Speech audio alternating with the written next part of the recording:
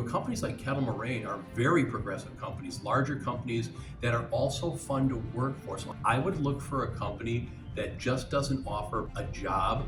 They offer a career path, a growth path. I would look for companies that have wonderful benefits. I chose Kettle Moraine for a lot of those reasons.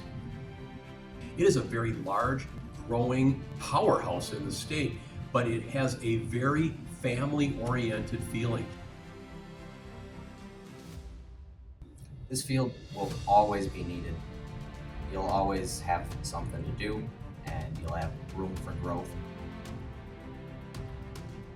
That's one of the neat things about getting into this industry. It's changing every single day. Tomorrow we're talking about artificial intelligence in the industry, the electrification of the industry. There's always growing changes. But the most important thing is getting hooked up with a good company that actually teaches you and trains you on the job. That's where you really, really learn your stuff.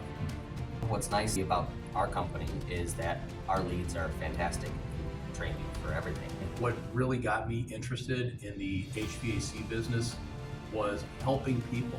When you see the face of an elderly person or a parent with a child that didn't have heat, when you actually solve that problem, just the gratitude that they give you, that's what this industry is all about.